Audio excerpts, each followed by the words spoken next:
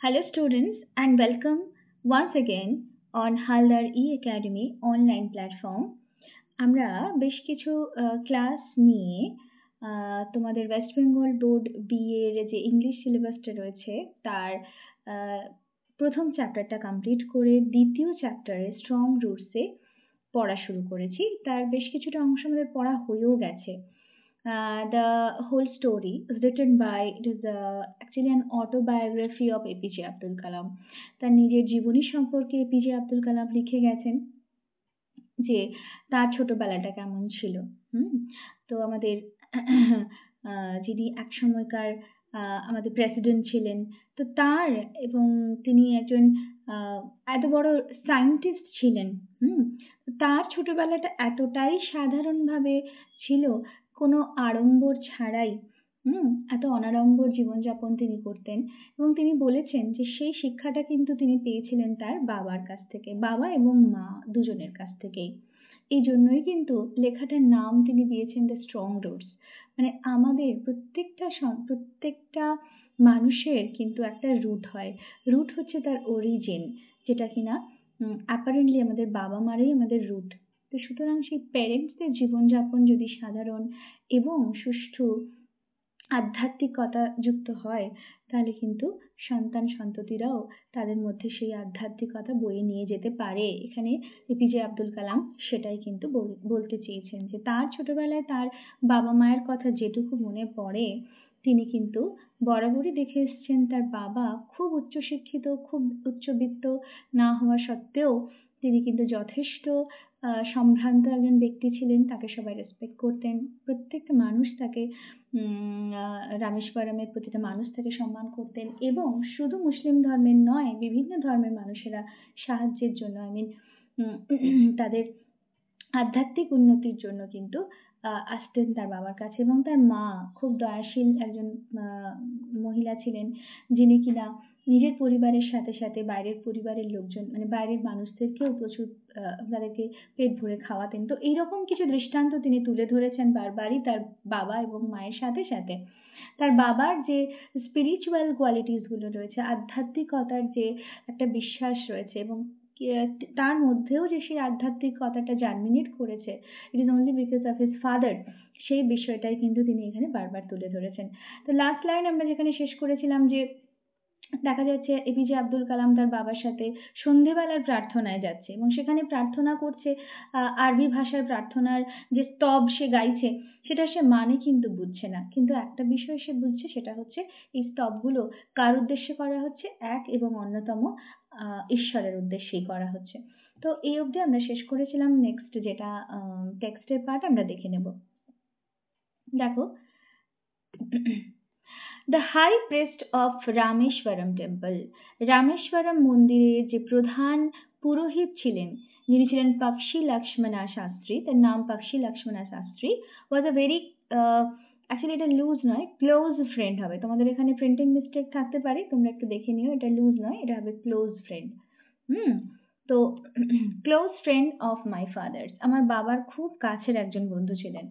One of the most vivid memories of my early childhood, আমার একেবারে ছোট্টবেলাকার যে স্মৃতিগুলো রয়েছে তার মধ্যে একটা অন্যতম উজ্জ্বল, অন্যতম বলতে পারো উজ্জ্বল যে স্মৃতি, সেটা হচ্ছে এই অন্যতম পরিষ্কার, ভিভিড বলতে পারো, একদম উজ্জ্বল স্মৃতি যেটা, সেই সেটা তার মধ্যে একটা হচ্ছে আমার বাবা এবং পক্ষী লক্ষ্মণা শাস্ত্রীর যে বন্ধুত্ব। তো ভিভিড মানে উজ্জ্বল, এখনো যেটা আমার মধ্যে পরিষ্কার মনে আছে, আমার যে কথাটা, সেটা হচ্ছে আমার বাবা এবং সেই পুরোহিতের বন্ধুত্ব। ইচ ইন ট্রেডিশনাল অ্যাটায়ার, তারা প্রত্যেকে তাদের নিজস্ব যে সংস্কৃতি বহন করছে, যে পোশাক, আমরা জানি যে প্রত্যেকটা ধর্মের পুরোহিতদের কিন্তু পোশাকগুলো মানে অন্যরকম হয়, এবং এই পোশাক দেখেই কিন্তু আমরা চিনতে পারি যে কে কোন ধর্মের, তাই না? তো অ্যাটায়ার মানে কি, পোশাক, ট্র্যাডিশনাল ঐতিহ্যবাহী পোশাক।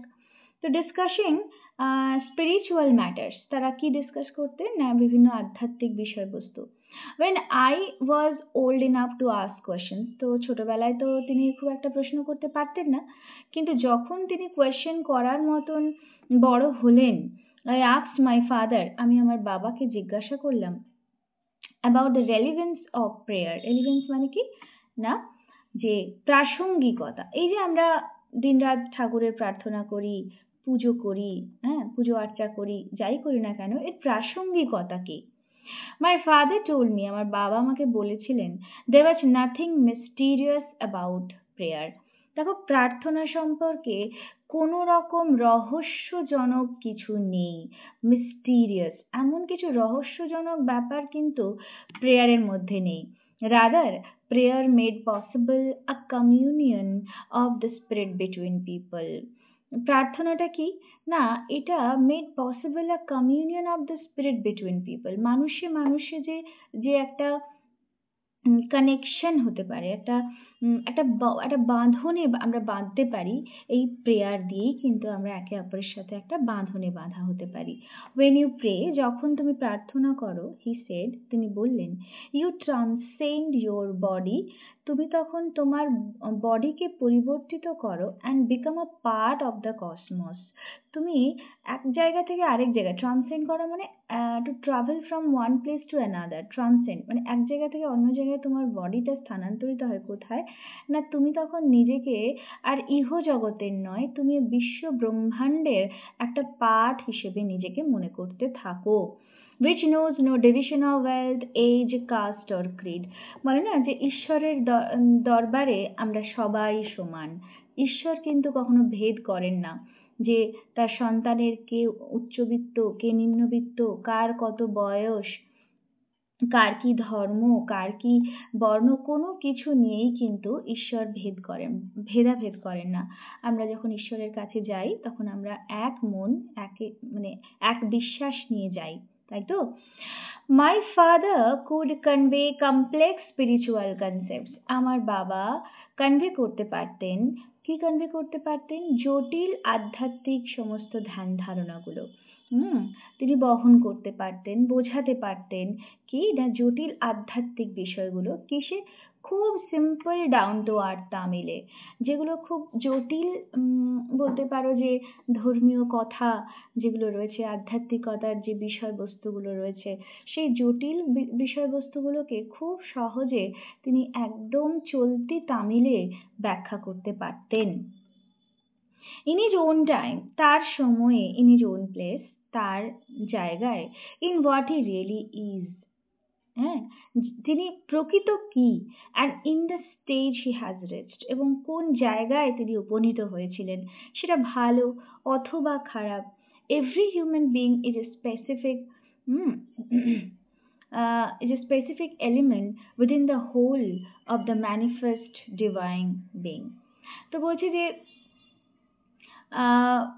যে যেমনই হোক না কেন, প্রত্যেকটা মানুষ, সে ভালো হোক, সে খারাপ হোক, সে চোর হোক, সে সাধু হোক, যেই হোক না কেন, প্রত্যেকেই কিন্তু একটা নির্দিষ্ট একটা এলিমেন্ট, এই ম্যানিফেস্ট ডিভাইন বিং, এই পুরো বিশ্ব ব্রহ্মাণ্ডের একটা নির্দিষ্ট অংশ হচ্ছে কিন্তু এই প্রত্যেকটা মানুষ, তার গুণ যেমনই হোক না কেন।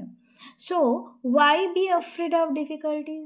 সুতরাং আমরা ডিফিকাল্টিজকে ভয় পাবো কেন? আমাদের জীবনে যে সমস্ত বিপদ আপদ, যে ট্রাবলগুলো আমাদের সামনে আসে, সমস্যাগুলো উপস্থিত হয়, সেগুলো, যে সাফারিংসগুলো, যে কষ্ট, যে যে ধরনের সমস্যার আমরা সম্মুখীন হই, বা প্রবলেমস, যে ডিফিকাল্টিজ, যে হার্ডশিপস, সাফারিংস, প্রবলেমস, এগুলোকে যে আমরা ফেস করি, সেগুলো আমরা কেন ভয় পাবো?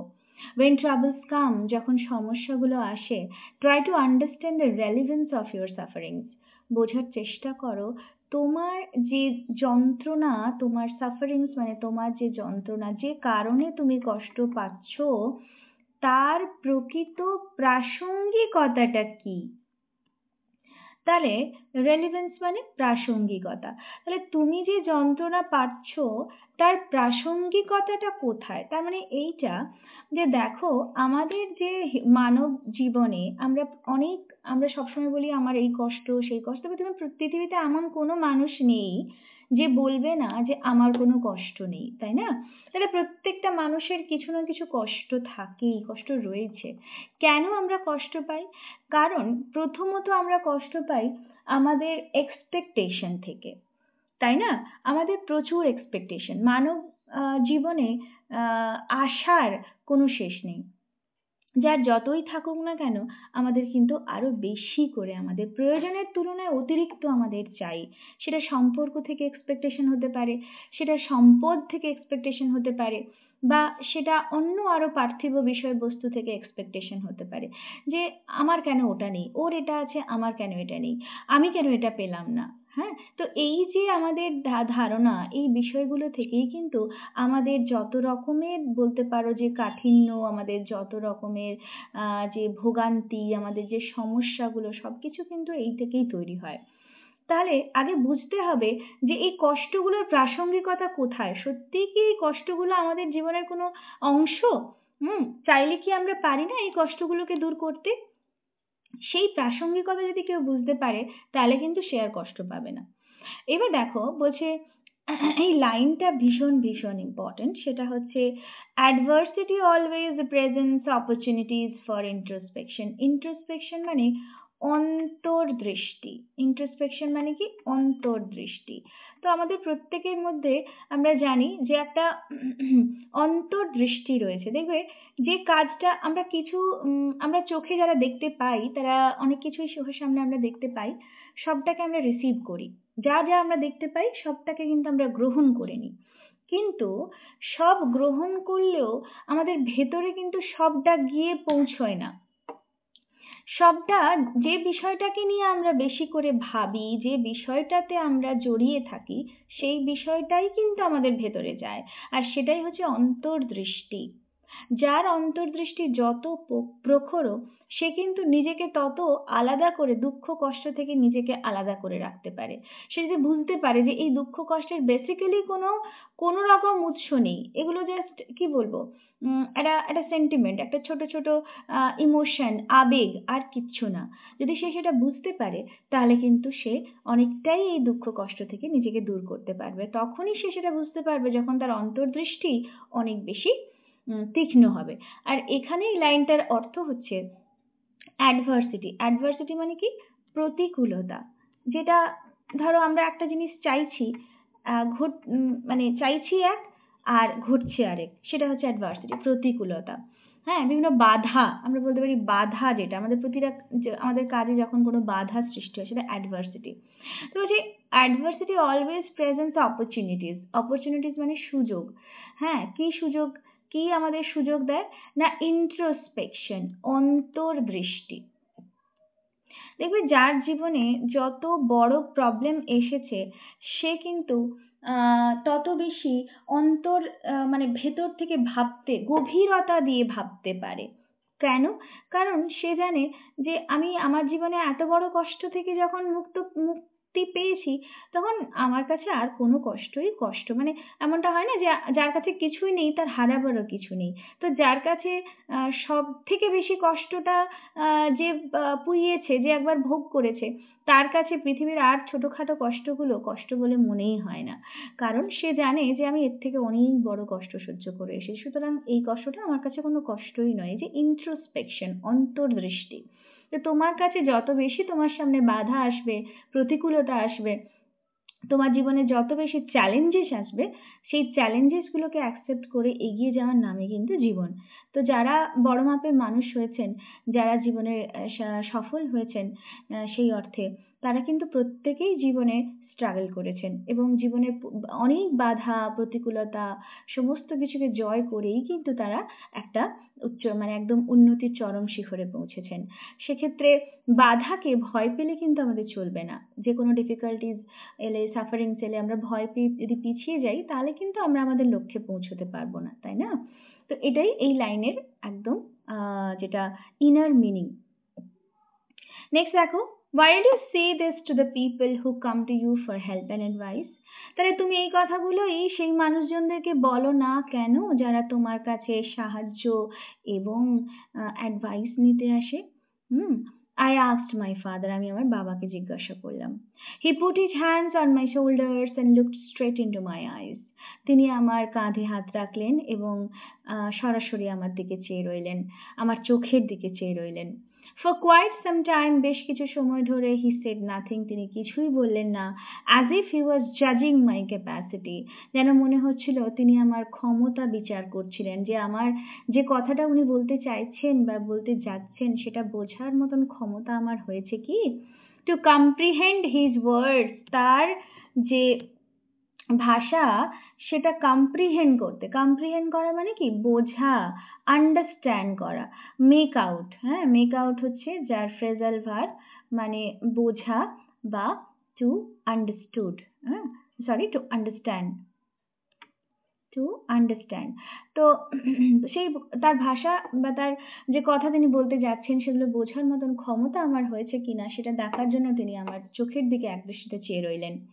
Then he answered in a low deep voice, তারপরে তিনি উত্তর দিলেন খুব মৃদু এবং গভীর একটা শব্দে. His answer filled me with a strange energy and enthusiasm. তার সেই উত্তরটা আমাকে ভরিয়ে দিল একটা অদ্ভুত শক্তি এবং উৎসাহে, একটা অদ্ভুত শক্তি এবং উৎসাহের দ্বারা আমি ভরে উঠলাম তার সেই এই যে তার তার মানে উত্তরটা শুনে. হ্যাঁ, তো সেটা কিরকম দেখো, whenever, এবার তিনি বলছেন আর কি, whenever human beings find themselves alone, যখনই কোনো ব্যক্তি নিজেকে একাকী পায়, মানে নিজেকে একা করে নেয়, as a natural reaction they start looking for company. তো স্বাভাবিকভাবেই সে খুঁজতে থাকে অন্য কোনো সঙ্গী বা সাথী. কোনো মানুষ যখন একা হয়ে যায় তখন সে সবসময় খুঁজতে চায় যে সে তার পাশে কাকে সে মানে হচ্ছে গিয়ে অ্যাজ আ ফ্রেন্ড পাবে, মানে সঙ্গী খুঁজতে চায়, এটাই বলা যাচ্ছে. whenever they are in trouble, যখন তারা বিপদে পড়ে, they look for someone to help them, তারা কাউকে একজনকে চায় যে তাকে হেল্প করবে. দেখো এটা মানুষের হিউম্যান সাইকোলজি, যে মানুষ কিন্তু একাকী থাকতেও পারে না, বাঁচতেও পারে না. তো তোমরা এটা হয়তো নিজেদের সাথে অভিজ্ঞতা করেছো কখনো কখনো, যে বাড়িতে একা থাকলে খুব ভয় লাগে, খুব একাকী মনে হয় এবং আমরা সেটাকে যেন ঠিকঠাক বেশিক্ষণ এই একা থাকাটা নিতে পারি না. পারি কি?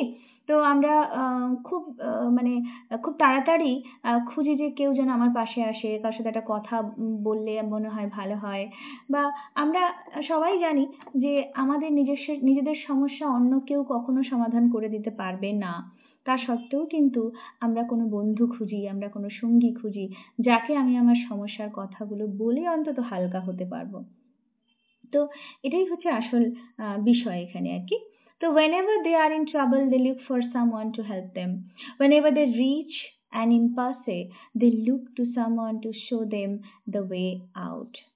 তো যখন তারা তারা কোনো রকম এমন একটা সিচুয়েশনে পড়ে যেখান থেকে তারা বেরোতে পারে না, হ্যাঁ, যে whenever they reach an impasse মানে কোনো রকম এমন একটা পরিস্থিতি যেখান থেকে it's not easy to way out, not easy to get rid of, সহজে মুক্তি পাওয়ার যেখান থেকে কোনো রাস্তা নেই, সেরকম জায়গায় যখন সে পৌঁছয়, they look to someone to show them the way out, তখন সে এমন কাউকে খোঁজে যে তাকে রাস্তা দেখিয়ে দেবে. Every recurrent anguish, longing, desire finds its own special helper. তা আমাদের যত রকমের আবেগ রয়েছে, সেটা ক্ষোভ, রাগ, অ্যাঙ্গুইশ হতে পারে, কোনো গভীর কিছু লঙ্গিং মানে কি ডিজায়ার, ডিপ ডিজায়ার, কোনো কিছু আমরা গভীরভাবে যখন চাইছি সেটা হচ্ছে লঙ্গিং, ডিজায়ার. প্রত্যেকটা চাওয়া, প্রত্যেকটা আমাদের যা যা এই সমস্ত গভীর যে ইমোশনসগুলো রয়েছে তার জন্য কিন্তু আমাদের প্রত্যেকটার জন্য পার্টিকুলার সাহায্যকারীর প্রয়োজন হয়, তাই তো? আমরা যখন রেগে যাই দেখবে তুমি রাগটা, তুমি কি নিজের উপরে চিৎকার করতে সেরকম তোমার ভালো লাগবে না, খুব বেশিক্ষণ একা একা চিৎকার করতে ভালো লাগবে না। তুমি চিৎকার কেন করো? যাতে তোমার রাগটা সবাই, তুমি যার উপরে রাগ করেছো বা যে কারণে রাগ করেছো সেটা সবাই যাতে জানতে পারে, তাই না? তো সেরকম ভাবে কিন্তু আমরা আস্ফালন করি, রাগের সময় চিৎকার করি। বা আমি যখন কোনো কিছু খুব গভীর ভাবে চাই, দেখবে খুব বেশি দিন তোমার এই চাওয়াটা তুমি নিজের মধ্যে আটকে রাখতে পারবে না। তোমার যেটা খুব গভীরভাবে চাওয়া, তুমি কাউকে না কাউকে খুঁজবে যাকে তুমি তোমার মনের কথা বলতে পারো যে আমি এটা ভীষণভাবে চাইছি। সে হতে পারে তোমার ফ্রেন্ড, তোমার প্যারেন্ট, তোমার কোনো মেট, সঙ্গী, যে কেউ, তাই না? এটাই মানব ধর্ম। তো for the people who come to me in distress, সেই সমস্ত মানুষজন যারা বিপদের সময় আমার কাছে আসেন, দেখবে আমাদেরও ঈশ্বর বা ঈশ্বরের এইরকম যারা মানে ঈশ্বরের উদ্দেশ্যে যারা নিজেদের জীবন উৎসর্গ করেছেন, যেমন ধরো কোনো মন্দিরের পুরোহিত হতে পারে, কোনো সন্ন্যাসী হতে পারেন, কোনো ফাদার, চার্চের গির্জার ফাদার হতে পারেন। তো এইরকম মানুষদের বা এই মানুষগুলোই তো ঈশ্বরের কাছে আমাদের প্রার্থনা পৌঁছে দেওয়ার মাধ্যম। তো তাদেরকে তখনই আমাদের মনে পড়ে যখন আমরা খুব ট্রাবলে পড়ি। দেখবে গ্রাম বাংলার দিকে বিশেষত মানুষজনরা যখন খুব মানে চরম অশান্তির মধ্যে থাকেন, কোনো বিষদ সমস্যায় পড়ে, তখন পুজো দেন, তখন মানত করেন ঠাকুরের কাছে, বিভিন্ন মন্দিরে গিয়ে তাদের মনস্কামনা জানান এবং বলেন যে আমার যদি ইচ্ছে পূরণ হয় আমি ঠাকুরকে এই উপঢৌকন দেব। এরকম ভাবে কিন্তু তারা মানত করেন। এটা কেন করেন? কেন কি? তারা তাদের একজন এমন কোনো হেল্প দরকার যেটা কিনা তারা নিজেরা সেই সমস্যা থেকে মানে ওয়ে আউট খুঁজে পাচ্ছে না, সমাধান খুঁজে পাচ্ছে না বলেই কিন্তু তারা এখান ওখান সেখান ছুটে বেড়াচ্ছে তাদের এই সমস্যার একটা সমাধান খুঁজতে। তো যখন এখানে নারেটার বলছেন যে যখন sorry, নারেটার father is saying to him কি যখন তারা খুব বিপদে পড়ে তখন মানুষেরা আমার কাছে আসে। I am but a go between in their effort to propitiate demonic forces with prayers and offerings. আমি কি না, এই যে চেষ্টা, কিসের চেষ্টা? মিটিগেট করা, প্রপিশিয়েট করা বা দমন করা বলতে পারো। কি দমন করা? না, এই যে ডেমনিক, হ্যাঁ, যেটা তোমার বলতে পারো যে একটা অশুভ শক্তি। ডেমনিক মানে অশুভ, ফোর্স মানে শক্তি। তাহলে এই অশুভ শক্তি দমন করার যে চেষ্টা, সেখানে আমি কি করি? একটা গো বিটুইন, মানে একটা মিডিয়াম, আমি একটা মাধ্যম হিসেবে কাজ করি। কি করে? কিসের দ্বারা আমি সেটা করি? না, এই প্রার্থনা এবং উপঢৌকনের দ্বারা, যে অফারিংস এবং যে প্রেয়ার, এর দ্বারা আমি একটা মিডিয়াম হিসেবে কাজ করি বিটুইন গড অ্যান্ড এই যে অ্যান্ড ডেমনিক ফোর্সেস, এই যে অশুভ শক্তির মাঝখানে আমি থাকি, যাতে করে এই অশুভ শক্তিকে কাটিয়ে উঠে মানুষ তার সমস্যার সমাধান করতে পারে। আশা করি তোমরা বুঝতে পারছো। লাইনগুলো একটু কমপ্লেক্সিটি রয়েছে, কেন কি এটা সম্পূর্ণ আধ্যাত্মিক লাইনগুলো রয়েছে এখানে। one must understand this is not a correct approach at all. এটা কিন্তু সঠিক দৃষ্টিভঙ্গি নয়। অ্যাপ্রোচ মানে দৃষ্টিভঙ্গি। যে আমি যে এই কাজটা করছি, আমি কি করছি? না, আমার কাছে মানুষজন আসছে, বিভিন্ন উপঢৌকন নিয়ে আসছে যে সারিয়ে দিলে এই অমুক তোষক আমি অফার করছি গডকে। তো যেটা আমরা ব্রাহ্মণকে করে থাকি, হ্যাঁ, বিভিন্ন রকম মেটেরিয়ালিস্টিক চাল, ডাল, আলু, কলা, অনেক রকম আরো জিনিসপত্র দিয়ে আমরা কি ভগবানকে তুষ্ট করি। তো এই যে তুষ্ট করার জন্য যে জিনিসপত্র তারা অফার করেন, বা এই যে বিভিন্ন রকম ভাবে প্রার্থনা করে আমি যে এই যে অশুভ শক্তিকে শেষ করার জন্য যে আমার যে এই প্রয়াস, এটা কিন্তু সব সময় বলছেন কি লেখক বলছেন, বা মানে লেখকের মানে যিনি ফাদার, তিনি বলছেন যে এটা কিন্তু ঠিক নয়, and should never be followed, সেটাকে কিন্তু ফলো করাও উচিত নয়। One must understand the difference between a fear-ridden vision of destiny and the vision that enables us to seek the enemy of fulfillment within ourselves. একজনকে বুঝতে হবে। কি বুঝতে হবে? সেই পার্থক্য। কিসের পার্থক্য? A fear-ridden vision of destiny, যে আমরা ভয় পাই, আমরা ভাগ্যকে মেনে নিতে ভয় পাই, fear and vision of destiny and the vision that enables us to seek the enemy of fulfillment within ourselves. আমাদের মধ্যে যে পূর্ণতা, মানে আমাদের যে এক্সপেকটেশন গুলো, সেটাকে পূর্ণ করার যে লালসা আমাদের মধ্যে রয়েছে, সেই যে পার্থক্য, হ্যাঁ, সেই পার্থক্যটা কিন্তু আমাদেরকে বুঝতে হবে।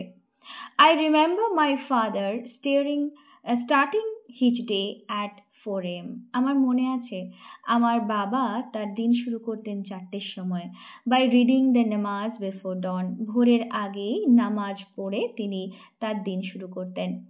After the নামাজ পড়ার পরে he used to walk down to a small coconut grove. তিনি হেঁটে যেতেন ওই যে ছোট্ট আমাদের নারকেলের বাগান রয়েছে সেখানে, যেটা আমাদের we owned, about 4 miles from our home, আমাদের বাড়ি থেকে 4 মাইল দূরে। He would return with about a dozen coconuts tied together, thrown over his shoulder. তিনি যখন ফিরতেন তখন ওই 1 ডজন নারকেল বেঁধে নিয়ে আসতেন তার কাঁধে করে, and only then would he have his breakfast. তারপরেই তিনি তার প্রাতরাশ সারতেন। This remained his routine even when he was in his late 60s. তো তার 60 বছর পর্যন্তই অলমোস্ট তিনি এই রকম একটা রুটিন লাইফ ফলো করে যেতেন আর কি, এরকম একটা প্রত্যেক দিনের একটা নিয়মিত জীবন তিনি পালন করতেন। I have throughout my life, সারা জীবন ধরে, I have tried to emulate my father in my own world. তো মিশিয়ে দিতে চেয়েছিলাম, ইমুলেট করা মানে অ্যাসিমিলেট করা, হ্যাঁ, আমার বাবাকে আমি এইভাবেই আমার সারা জীবনের কর্মে মিশিয়ে দিতে চেয়েছিলাম। কোথায়? In my own world of science. বাবাকে মানে ইন দ্যাট সেন্স যে বাবার চিন্তা ভাবনাকে, বাবা যে আধ্যাত্মিকতা, যে বিশ্বাস আমার মনে রোপণ করেছিলেন, বিশ্বাসের বীজ, সেটাকে আমি বিজ্ঞান এবং যে টেকনোলজিতে সেটাতে মিশিয়ে দিতে চেয়েছিলাম। I have endeavored to understand the fundamental truths revealed to me by my father. আমার যে I wished to understand, endeavored, I desired to understand, আমি এটা আমার মনস্কামনা ছিল যে এটা বুঝতে, to understand the fundamental truth, যেটা একদম গভীর যে সত্য, হ্যাঁ, একদম মূল যে সত্য, revealed to me by my father, and feel convinced that there exists a divine power that can lift one up from confusion, misery, melancholy and failure and guide one to one's true place. তো আসল যে ব্যাপারটা, তিনি বাবার কোন চিন্তা ভাবনাটাকে নিজের জীবনে মিশিয়ে সায়েন্স টেকনোলজিতে আনতে চেয়েছিলেন, যে মূল যে তত্ত্ব আমাদের জীবনের, এই যে ফান্ডামেন্টাল ট্রুথ, মানে কি মূল যে সত্যি, প্রধান যে সত্যি, সেই সত্যিটা কি বলতো? সেই সত্যিটা হচ্ছে যেটা রিভিল টু মি, যেটা আমার কাছে উদ্ঘাটিত হয়েছিল, আমার বাবা যেটা আমাকে বলেছিলেন, যে এই বিশ্বাসটা যে প্রত্যেকটা জিনিসের মধ্যে, প্রত্যেকটা পরিস্থিতি, প্রত্যেকটা বিষয়ের মধ্যে একটা ডিভাইন এক্সিস্টেন্স রয়েছে। ডিভাইন এক্সিস্টেন্স মানে কি? একটা ঐশ্বরিক, হ্যাঁ, একটা গডলি প্রেজেন্স রয়েছে, বুঝেছো? তো ডিভাইন প্রেজেন্স মানে কি না, একটা গডলি প্রেজেন্স, হ্যাঁ, একটা ঈশ্বরের উপস্থিতি প্রত্যেকটা বিষয়ে, প্রত্যেকটা জিনিসে, হ্যাঁ, সেটা যেই বিশ্বাসটাই আমাদেরকে লিফট আপ করতে পারে, আমাদেরকে তুলে ধরতে পারে, আমাদেরকে সরিয়ে নিয়ে আসতে পারে যে কোনো ধরনের দুঃখ, কষ্ট, কনফিউশন, মেলাঙ্কলি মানেও দুঃখ, ফেলিয়ার মানে যেটা আমরা বিফলতা বলি, ব্যর্থতা, যে কোনো রকমের ব্যর্থতা হোক, যে কোনো রকমের কষ্ট হোক, যে কোনো রকমের যন্ত্রণা হোক, যে কোনো রকমের না পাওয়া হোক, যাই হোক না কেন, যে কোনো নেগেটিভ থিং আমাদের লাইফে আসুক না কেন, আমরা যদি মনে করি যে প্রতিটা বিষয়ের মধ্যেই ঈশ্বর আছেন, মানে আমাদের একটা কথায় বলি না, যে যা কিছু হয় ভালোর জন্য হয়, যদি সেইটা আমরা বিশ্বাস করতে পারি, তাহলে কিন্তু আমরা সত্যিকারের পথের দিকে সত্য পথের দিকে চালিত হব, সঠিক রাস্তায় হাঁটতে পারবো। And once an individual severs his emotional and physical bond, he is on the road two freedom. সেভার্স মানে ছিন্ন করা।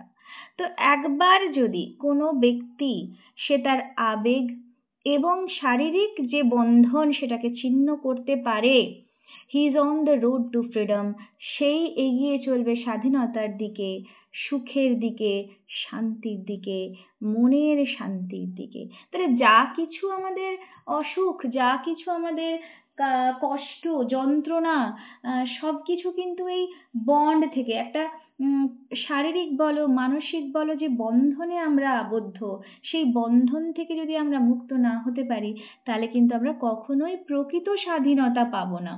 স্বাধীনতা মানে শুধু যা খুশি তাই করা বা করতে পারা নয়।